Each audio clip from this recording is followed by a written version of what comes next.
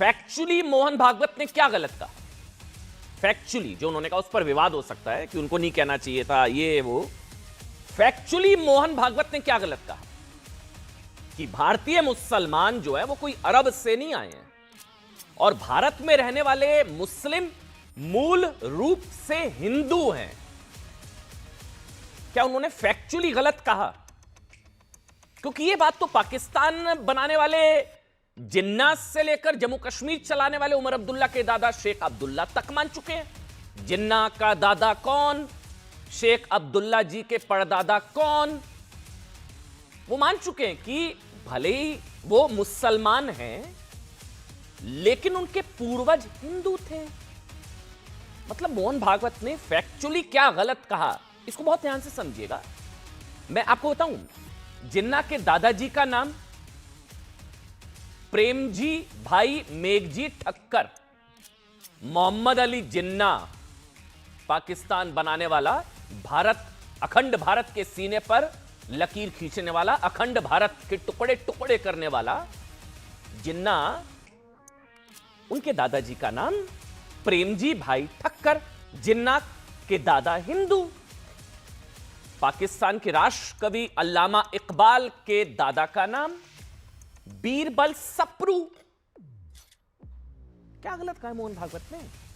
उमर अब्दुल्ला के दादा शेख अब्दुल्ला, उन्होंने अपनी आत्मकथा में स्वयं बताया था कि उनके परदादा का नाम था बाल मुकुंद कौल। बेनजीर भुट्टो, उन्होंने बताया था कि उनके पूर्वज जो हैं वो राजस्थान के राजपूत थे। पाकिस्तान के कट्टरपंथी मौलाना तारिक जमील ने बताया था कि उनके परदादा का नाम रामदेव चौहान। पाकिस्तान के पूर्व क्रिकेटर सकलैन मुश्ताक ने बताया था कि उनके परदादा का नाम रूड़ सिंह। अभी बिहार में जो अल्पसंख्यक मंत्री जमा खान ने बताया था कि उनके परदादा का नाम भगवान सिंह। तो मूल रूप से हिंदू, पूर्वज हिंदू। क्या गलत कहा? आप जानते हैं गुलाम नबी आजाद वो कह चुके हैं कि भारत के ज्यादातर मुसलमान, अधिकांश पहले हिंदू थे, ज्यादातर मुसलमान कन्वर्ट हुए हैं।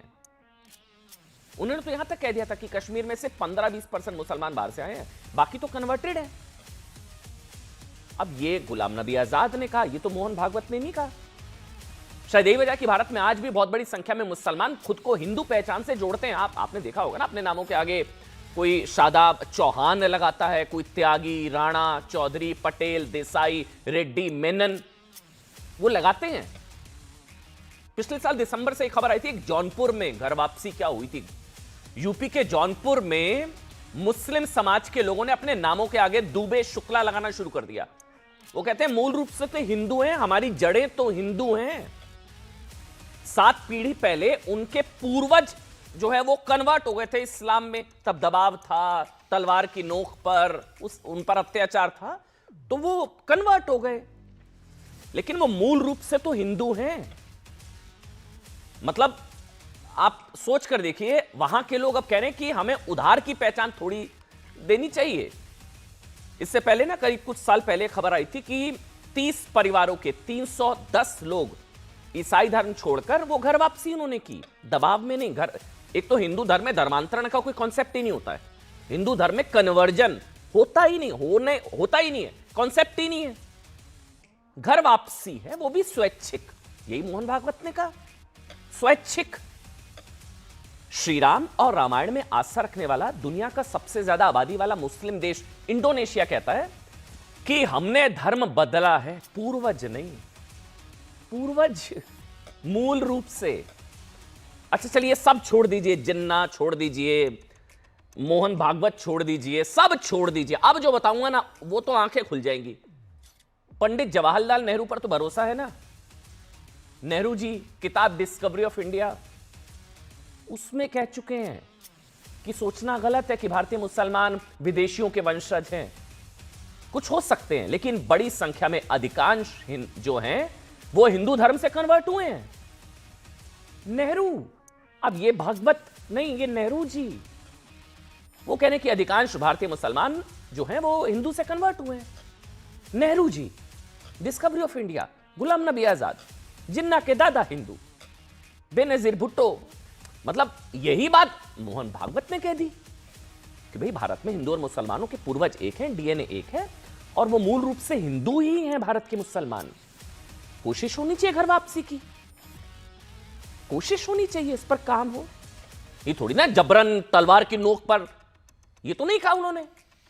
लेकिन जमीयत उलेमा हिंद भड़का रहा है साहब, खून बहाने की धमकी, गली में खून बहेगा, रक्तपात, बर्बादी, तबाही, मां का दूध पिया है किसने नहीं पिया है देखते हैं।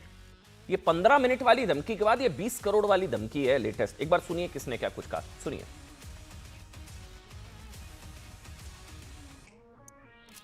पीछे केवल शब्द 70 साल में कहने वाले लोग पैदा नहीं हुए थे, आज खड़े होकर के कह रहे हैं कि हम 20 करोड़ मुसलमान और 6 करोड़ क्रिश्चियनों को अपने घर वापस लाएंगे।